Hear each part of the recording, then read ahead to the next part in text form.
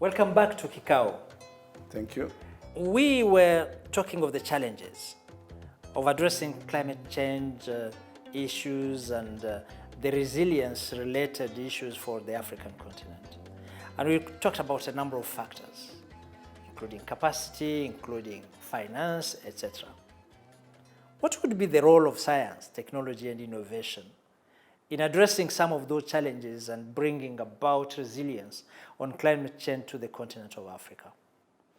Now, from the Paris and Convention, science informs the international policy. That's why the IPCC reports that are released, they inform the next negotiations. For example, the AR6, the sixth assessment report that has just been released is going to be a subject of discussion in June. And therefore, there we have a few challenges from Africa perspective. One is the issue of publications by African scientists so that we can have our African narrative perspectives.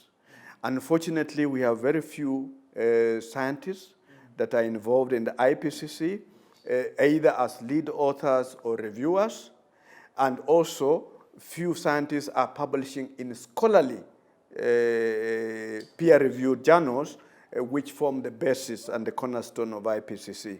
So one of the concerns as negotiators that we put forward to our scientists is that if we hope to influence the science that comes out to inform the policy which affects our national policy, then it's important that one, we publish the good work that we're doing, don't keep it on the shelves, and number two, we should volunteer to be lead authors and reviewers. University of Cape Town has a system now, and the majority of the reviewers and lead authors are coming from South Africa, which is unfortunate. That's the first part. The second part, which is important, is that we need scientists in the negotiations. Yes. Because what has happened is, I'm not an agriculture expert myself. I'm a lawyer. Mm-hmm. But I'm lead negotiator for agriculture. So I'll be very good in the processes and making sure that what is being drafted is in the right, doesn't affect Africa.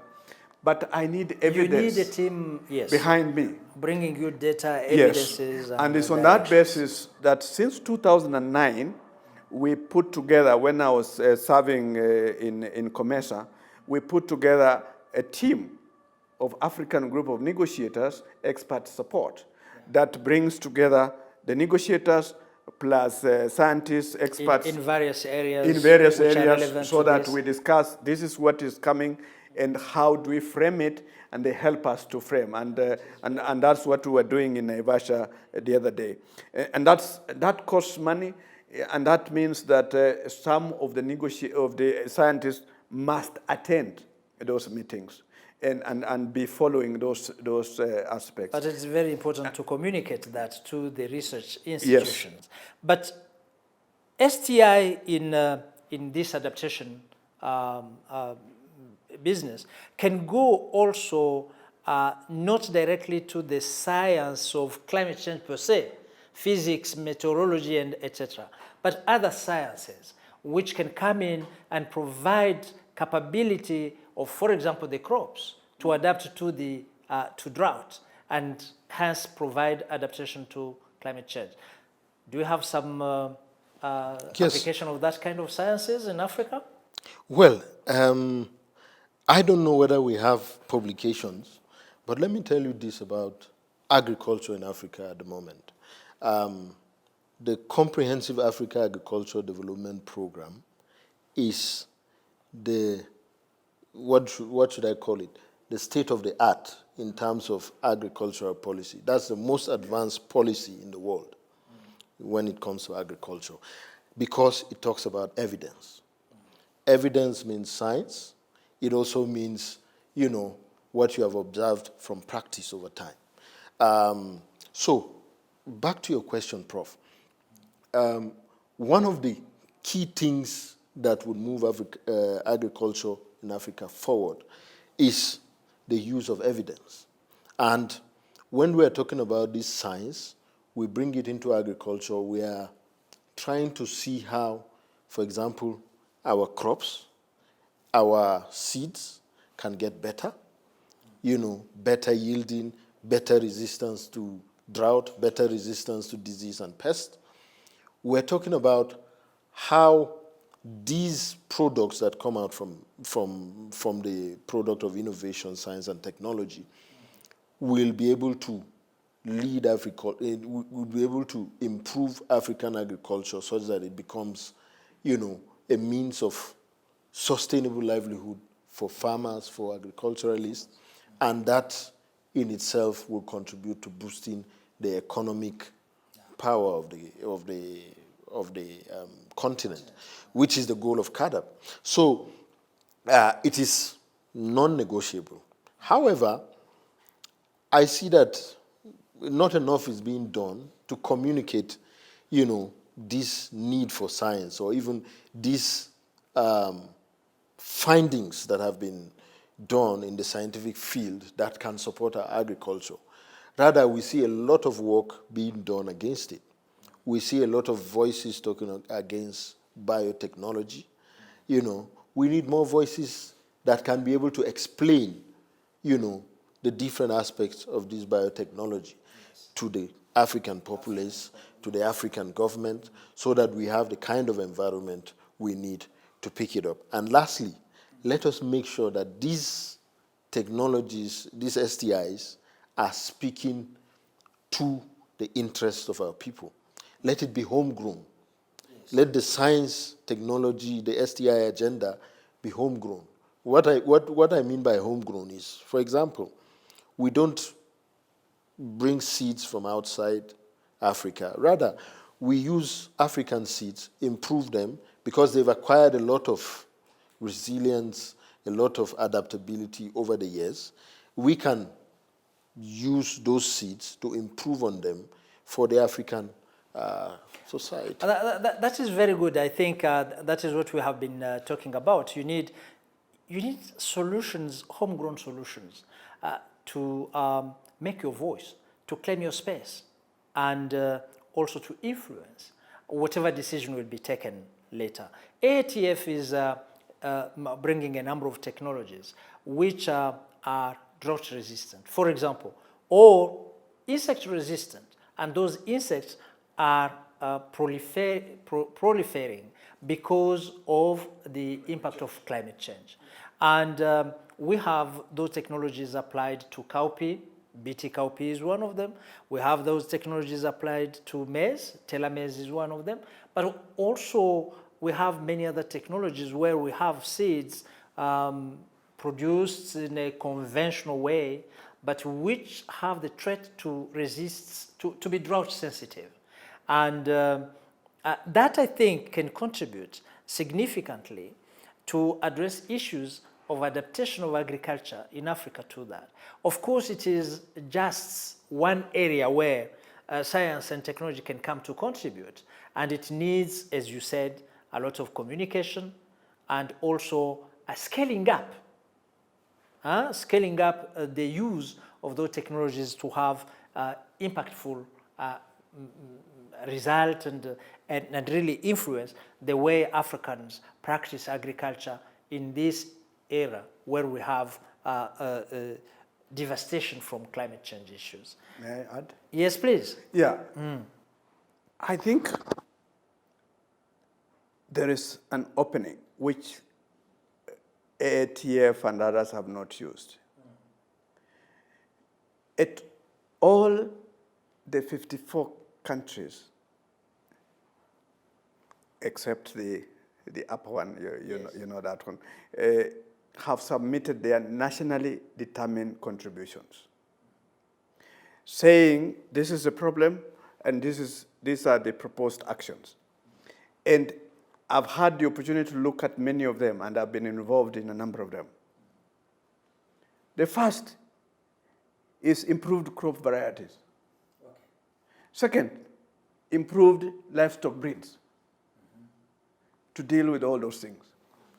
But I think we have not linked the scientists, scientific institutions that have these products, to sit with government, policymakers, and say, yes, Kenya, we look at your NDC, the National Determined Contribution. You say that you want action, one of the adaptation action is improved crop varieties, including Uganda, because I'm supporting Uganda to do the long-term strategy. And one of the priority actions is improved crop varieties, improved livestock breeds. You ask them, how do you plan to achieve it? What products do we have? Using their own policy documents, you'll be able to turn around that conflict or tension that we have between policy and science. And so for me, because I used to be a scientist before I became a policy drafter, and I always emphasize the point of science, policy, and practice interface. Yes. Because then you are able to get the best solution to address that. Yeah. There is like a huge gap between research, policy, and practice. Yeah. And we need absolutely to bring those players together so that one can cross-fertilize the other. Yeah. And once we have bridged the three big components, I think then we can start having impact. One alone cannot achieve it. 1 minute to each. What is it that you expect COP27, which will be held in Africa, to deliver for our continent? I expect that Africans will take charge of their own situation. And as Prof said earlier, we need to get scientists on the negotiation table because they can be able to speak the language, you know, of what is real about this climate change issue. Yeah. So Africa needs to take advantage of this COP27 happening in Africa. George? Ours is very clear. We want a decision which establishes a constituted body to coordinate all matters of agriculture within the UNFCCC, and one that will link matters of agriculture with the Green Climate Fund so that we are able to implement activities because agriculture is the most affected right now, and we cannot compromise food security. And the Paris Agreement is very clear. We have to safeguard food security.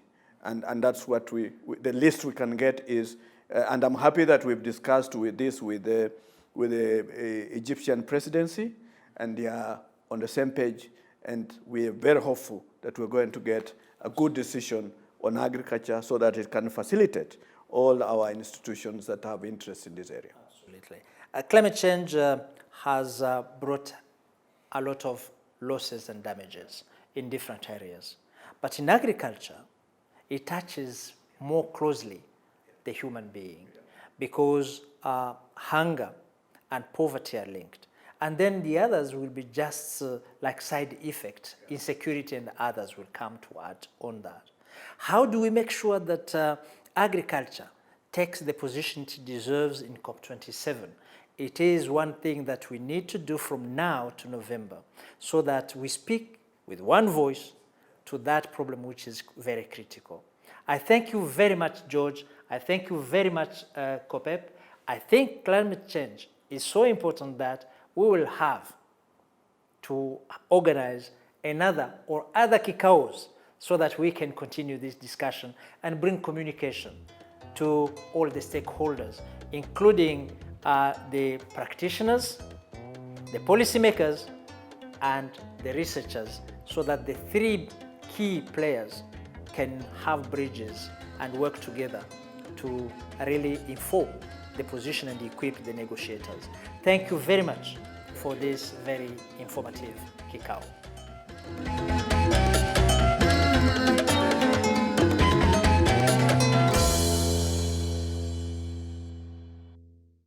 And now to our science terminology for the week on Science Speak.